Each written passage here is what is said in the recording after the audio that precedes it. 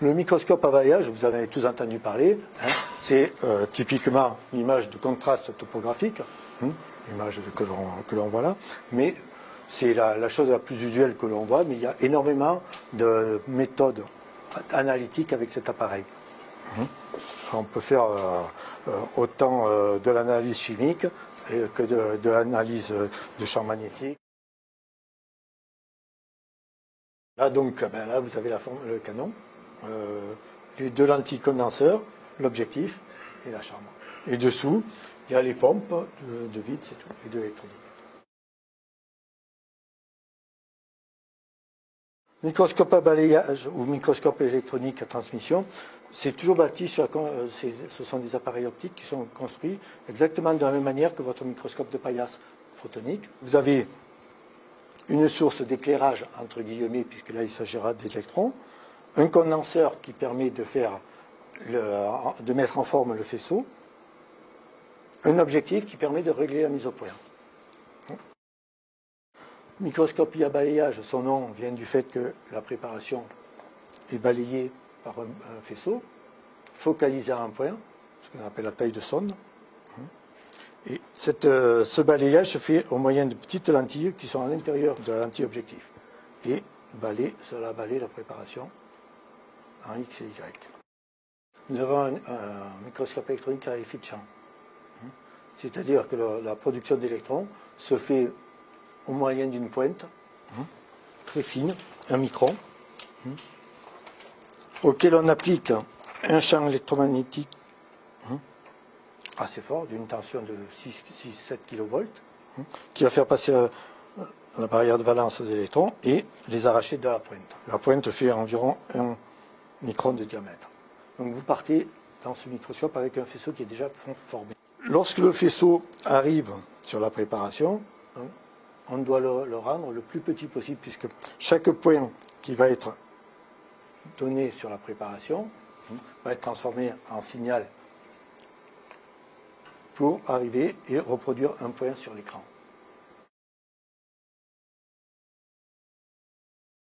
Un électron, du faisceau qui arrive sur les préparations, va arracher, lorsqu'il passe dans les couches orbitales profondes de l'atome, arracher un électron, passer son énergie. Cet électron qui va être éjecté, on l'appelle un électron secondaire, et c'est ce qui donne le contraste topographique.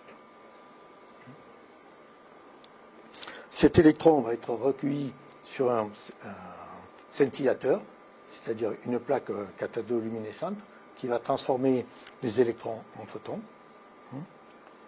Derrière, il y a un amplificateur, donc un PMT, un photomultiplicateur.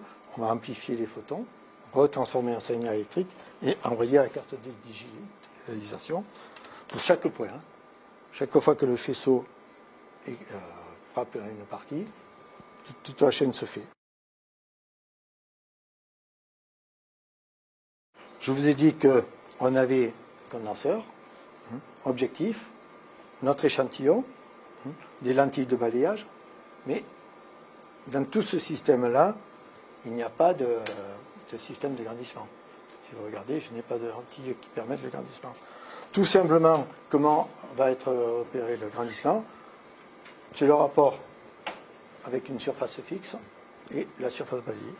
Plus on va diminuer la surface balayée, plus le grandissement va être élevé.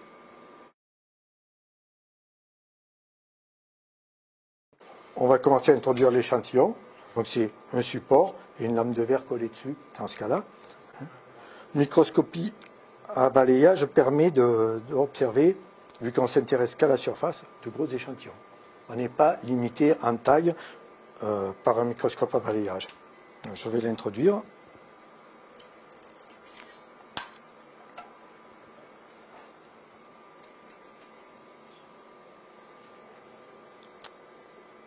Là, je fais le vide dans le sas, bien sûr. Voilà, j'introduis l'échantillon, donc on va le voir arriver dans la chambre. Ça va. Dans cette chambre, on peut le déplacer en X, en Y, en Z, ou l'incliner ou le tourner. Il y a toutes les possibilités. Voilà, donc j'allume mon faisceau, et là on voit le courant du faisceau.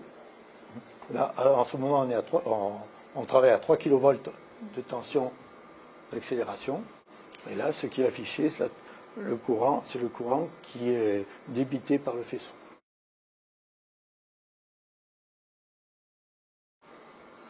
Donc, qu'est-ce qui se passe? Là, je travaille en Lomag, ce qu'on appelle le mode Lomag.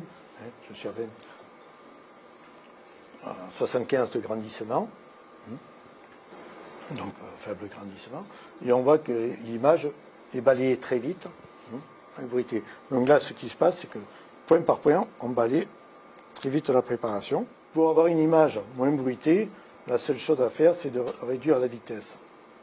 Donc là, je réduis la fenêtre pour que ça gagne un peu de temps. Voilà. Et là, on peut réduire la vitesse. Et voyez, on a une image qui est beaucoup plus nette. Donc et là, maintenant, j'ai mon échantillon, il suffit que je mette au point. Donc pour mettre au point, il y a deux systèmes. Donc où on joue sur le courant de lentille afin de focaliser le faisceau par lui-même, ou la deuxième chose, on a une distance de travail.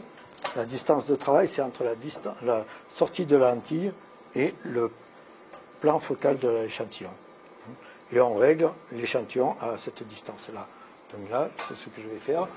Pour avoir un grandissement, je suis assez loin. Donc.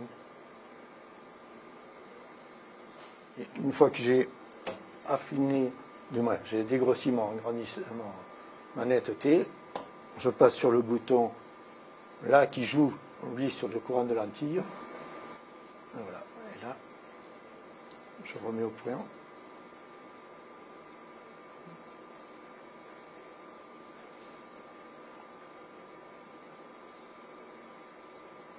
Voilà.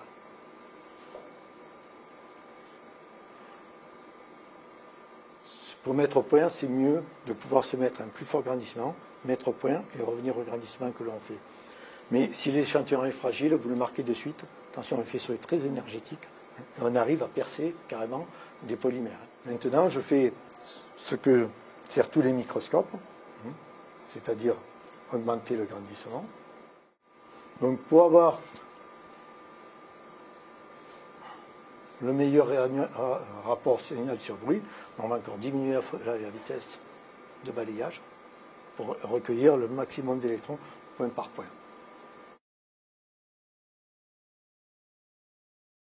Comme tout faisceau, c'est soumis aux aberrations, dont la principale et qu'il faut corriger toujours dans le microscope à balayage, c'est l'astigmatisme. L'astigmatisme, il se reconnaît à quoi?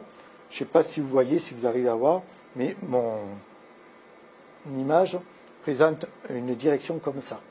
L'astigmatisme, c'est quoi? C'est que le faisceau, au lieu d'être rond, lorsqu'il arrive sur la préparation, il va avoir une direction préférentielle, c'est-à-dire en X ou en Y. Donc je joue sur deux boutons, sur des lentilles qui sont, il y a 4 petites lentilles qui sont à l'intérieur de la lentille objectif et qui vont me permettre de remettre le faisceau rond. Vous voyez, donc là, la direction est là. Si je change la mise au point, donc je passe. Il va arriver un moment où je vais inverser mon sens. Donc le point de mise au point est à l'endroit où il n'y a plus de direction. Voilà. Et à partir de là, on règle l'astigmatisme pour que notre image soit nette.